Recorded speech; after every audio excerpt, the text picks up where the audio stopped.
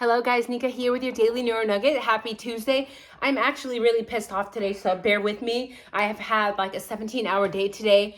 I'm exhausted. I haven't had caffeine. I'm running on herbal teas, no caffeine. And I just watched a video that just, Vinnie from Court TV and this freaking YouTuber. I mean, I get it. Like most YouTubers would probably take the opportunity to go on Court TV because it's giving you exposure.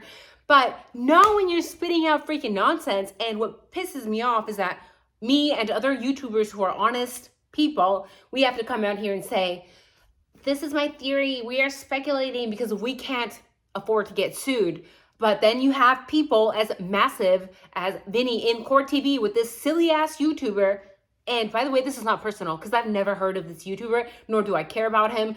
I work too much, I'm too lame, and I don't know 99% of YouTubers. I can barely keep up with this channel, but they're just talking trash the whole time. What bothers me most is that they're putting it out there as factual information. Not saying that these are their theories, these are their speculations. They're just saying this is what it is, and a whole bunch of trash, a whole bunch of lies. So we're gonna get right into that. Before I get started, I am running on this 3 ginger tea, and I'm not gonna share the brand, guys. Stop asking, because I'm not sponsored. So it's ginger, galangal, and golden turmeric. And this is what it looks like. And it's amazing. And I love it. And it makes me feel better about this shitty video I just watched. So cheers. Never do anything I do because I'm not a doctor. Go talk to your doctor. Now, what was funny to me is that in this video, we have Vinnie and this YouTuber and then this other anchor who's out in Idaho. They have him traveling. They're like, go drive down the street where Bryan Kohberger drove that night, where he was at the park in the middle of the night, where there were no lights, no nothing. Go check out that road. And sure enough, he does. And it's funny because he partially ends up confirming Bryan Kohberger's alibi. You know, he's driving in this dark, empty road, going to the park, and he says that his phone lost signal out there. But would that not explain why Bryan Kohberger's phone was not pinging? No, right? Because Court TV is going to do what they do best, and that is ignore factual information. Let's just ignore that important fact that his signal dropped. That's basically what they did here. And so many people have said that BK turned his phone off, but why can't it be like, just like this freaking reporter who went out there and on the drive mentioned that the signal dropped? No, that wasn't BK. BK turned off his phone willingly. Funny how that works, right? Talk about double standards. And guys, I've been looking at criminal cases and psychology cases and since I was like 16, and I'm in my 40s. So yeah, do the math. I've been looking into this stuff for a very long time, and I'm honest and imperfect. And I've gotten deleted like 4 or 5 times off of YouTube now because I speak the truth. It doesn't matter who it pisses off. And in every single case that I've read up on of multiple people, multiple stab wounds, let me tell you something. There's always blood and body fluid everywhere. And we've heard several times this case there that it was messy, okay? That it was a freaking mess. And things get slippery, okay? When there's body fluids everywhere, things get slippery. Hands get slippery. Floors get slippery. Weapons get slippery. And in every case that I've seen, there's almost always cuts on the hands or of the arms, sometimes even legs, because we know that people often fight back, as we have also heard in this case, right? But no, we'll just ignore that.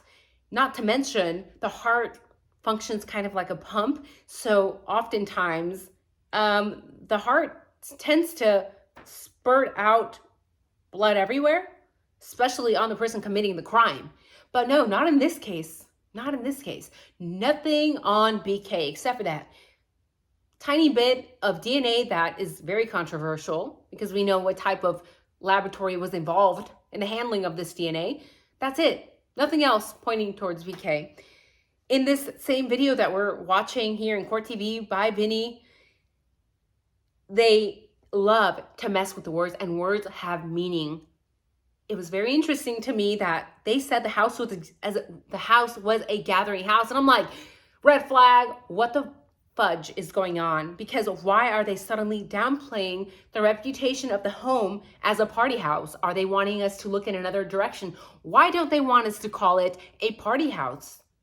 Was it because there was something involved with a very special Aryan Brotherhood there? Maybe, maybe not. But why are they downplaying this house? Everybody in Idaho freaking already knows. Everyone in the country already knows this was a party house, a gathering house, a gathering house. Come on. They make it sound like, Vinnie makes it sound like they're gathering for like Thanksgiving dinner. Bro, come on. This is college. These are college girls. These are college guys. We all know what happened in that freaking house. We all know the type of activities that were probably taking place there. And let me tell you, it wasn't a family gathering here. It wasn't a fucking... It wasn't a Thanksgiving dinner gathering. Let's just put it that way. Now at minute 34:26, they also are spewing more misinformation.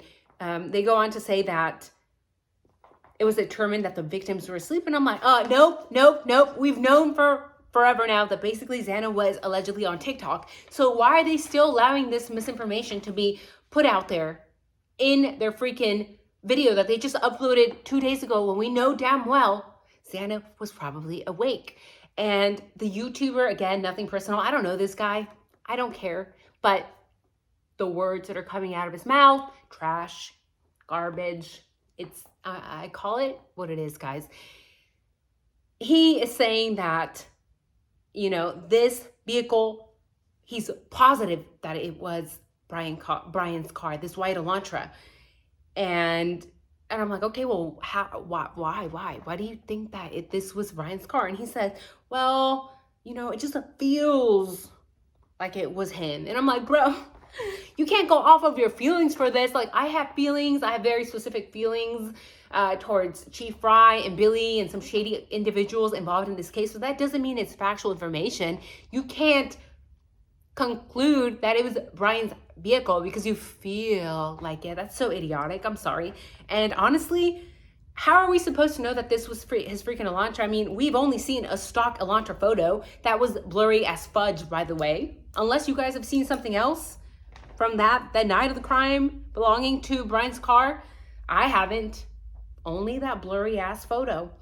And another lie was Vinnie and the other anchor are saying this park is always closed. You know, the gates are always closed. And I'm like, okay, well, I know that's a damn lie because there have been so many freaking YouTubers that have taken time out of their day to go out there in the middle of the night and record. And guess what? Lots and lots of videos of the gates being open in the middle of the night. So stop trying to say false things when we know, when there's proof. We are not your generation of, you know, however many generations ago, guys. If you know how to use the internet like most of us do here, we can find that information. So Vinnie, I know maybe you're a little bit older, but we can find the truth even in YouTube. Like I said, this clip that was recently uploaded, you don't need to lie to us. And when you do, it just makes you look like an idiot because we know now that you are not a reputable source of information. I mean, I literally found the fact that this gate had been open in the middle of the night by just YouTubing it. It was that easy. Vinnie, stop being lazy. Do your job. Vinnie is just spewing lies, okay? He also goes on to say that Brian stopped at Kate's Cup of Joe for coffee post-crime. I'm like, I'm sorry, WTF, did this guy even read the freaking affidavit? Because I don't think so. Because I pulled back the old-ass affidavit that we all have memorized by now, but I just wanted to double-check. And it stated that the car was seen driving past Kate's Cup of Joe. So the way they word it makes it seem like he unalived 4 people, got rid of all the evidence in like 12 minutes and did everything, and then went and got coffee